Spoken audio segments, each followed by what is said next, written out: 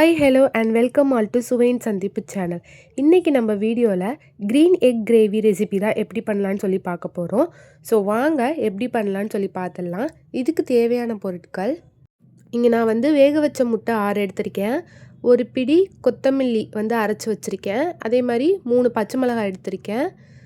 இஞ்சி பூண்டு விழுது 2 டேபிள் ஸ்பூன், ஒரு வெங்காயம், ஒரு பிடி புதினா அரைச்சி வச்சுருக்கேன். அதே மாதிரி அரை மூடி தேங்காய் அரைச்சி வச்சுருக்கேன். 3 ஏலக்காய் எடுத்துக்கோங்க. 2 பட்டை, 2 கிராம்பு எடுத்துக்கோங்க. நான் கஸ்தூரி மேத்தி கொஞ்சம் எடுத்திருக்கேன். 1 கப்பு தயிர், கொஞ்சோண்டு மிளகு, அதே மாதிரி அரை ஸ்பூன் மஞ்சத்தூள், 1 ஸ்பூன் மிளகாத்தூள், கொஞ்சோண்டு கரம் மசாலா, கொஞ்சோண்டு சீரகத்தூள் எடுத்துக்கோங்க. இப்போது ஒரு பாத்திரம் வச்சு அதில் 1 டேபிள் ஸ்பூனுக்கு நீங்கள் நெய் விட்டுக்கோங்க. அதுக்கப்புறமா 2 டேபிள் ஸ்பூனுக்கு நம்ம வந்து எண்ணெய் ஊற்றிக்கலாம்.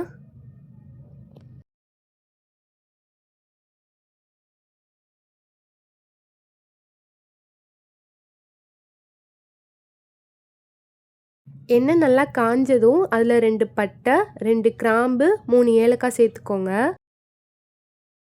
இதுக்கப்புறமா நம்ம வெட்டி வச்சுருக்கிற ஒரு பெரிய வெங்காயத்தை சேர்த்துக்கலாம். சேர்த்துட்டு இதை நல்லா வதக்கிக்கோங்க. இது நல்லா வதங்கட்டும்.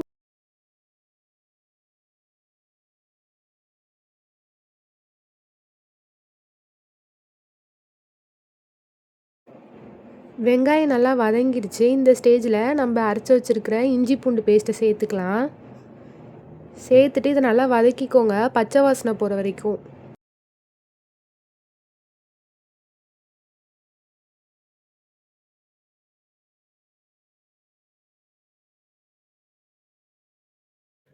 இப்போது நம்ம ஒரு பிடி கொத்தமல்லி இலை அரைச்சி வச்சுருந்தோம் இல்லையா, அந்த பேஸ்ட்டை இப்போ நம்ம சேர்த்துக்கலாம்.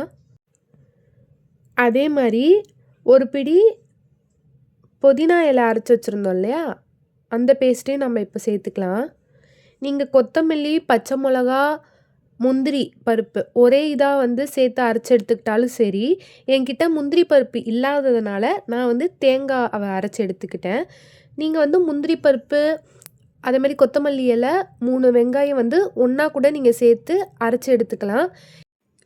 நீங்கள் அப்படி வந்து அரைச்சி எடுத்துக்கிட்டிங்கன்னா உங்களுக்கு வந்து தேங்காய் அரைச்சி எடுத்துக்க தேவை கிடையாது. என்கிட்ட முந்திரி பருப்பு இல்லாததுனால நான் வந்து தேங்காவை தனியாக அரைச்சி எடுத்துருக்கேன். இப்போ வந்து தேவையான அளவுக்கு கொஞ்சோண்டு தண்ணி ஊற்றிட்டு நான் வந்து மூடி போட்டு மூடி வச்சுக்கிறேன். இப்போது கொஞ்சம் கொதிச்சிருக்கு. இந்த ஸ்டேஜில் நான் 1 கப்பு தயிர் எடுத்து வச்சுருந்தேன் இல்லையா, அதை நான் சேர்த்துக்கிறேன்.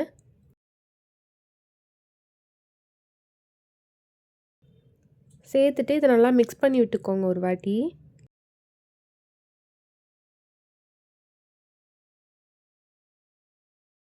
அப்புறமா நமக்கு இந்த கிரேவிக்கு எவ்வளோ தேவையோ அதுக்கு தேவைக்கேற்ப சால்ட் எடுத்துக்கலாம். எடுத்துகிட்டு ஒரு வாட்டி நல்லா மிக்ஸ் பண்ணிவிட்டு திரும்பி நம்ம என்னென்ன தூள்லாம் வச்சுருக்கோமோ அதெல்லாம் நம்ம வந்து சேர்த்துக்கலாம். நான் வந்து அரை ஸ்பூன் மஞ்சத்தூள், 1 ஸ்பூன் மிளகாத்தூள், கொஞ்சம் கரம் மசாலா, கொஞ்சம் சீரகத்தூள் எடுத்திருக்கேன். அது சேர்த்துக்கோங்க. அதே மாதிரி நான் இங்கே 1 ஸ்பூன் வந்து மிளகுத்தூள் எடுத்து வச்சுருக்கேன், அதையும் நான் சேர்த்துக்கிறேன். சேர்த்துட்டு இதை நல்லா கட்டி இல்லாமல் ஒரு வாட்டி கலந்து விட்டுக்கோங்க.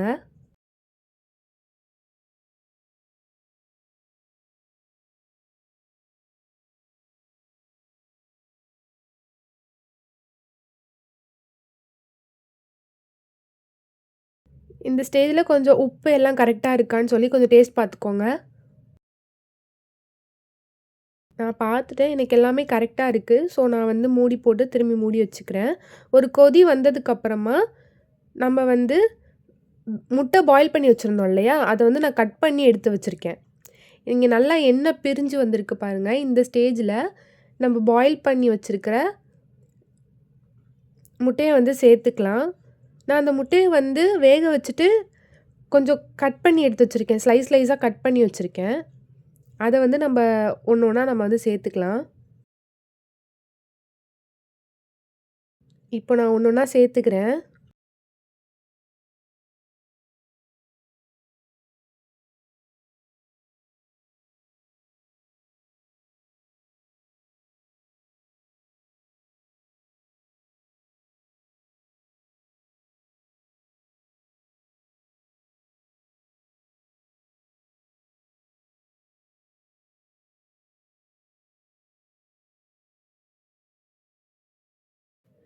எல்லாம் சேர்த்துட்டு லாஸ்ட்டாக கஸ்தூரி மேத்தி கொஞ்சோண்டு போட்டுக்கோங்க.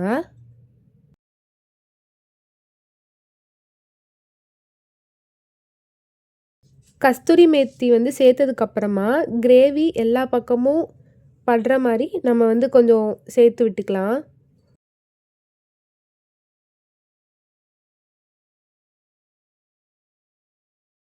முட்டை உடஞ்சிராம லைட்டாக கிரேவி வந்து எல்லா பக்கமும் படுற மாதிரி பார்த்துக்கோங்க.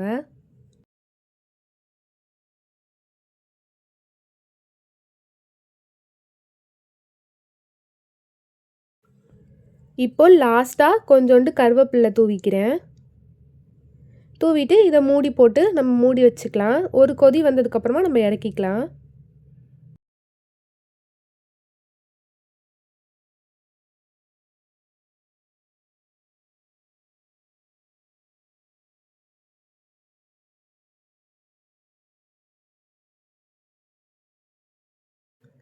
நான் இதை இப்போது சர்விங் பிளேட்டுக்கு சேஞ்ச் பண்ணிக்கிறேன்.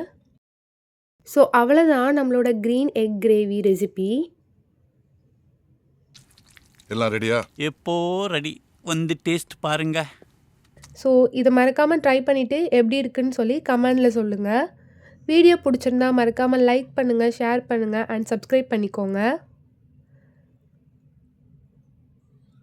ஸோ இன்னொரு வீடியோவில் புது ரெசிபியோடு நம்ம பார்க்கலாம். தேங்க்ஸ் ஃபார் வாட்சிங். பாய்.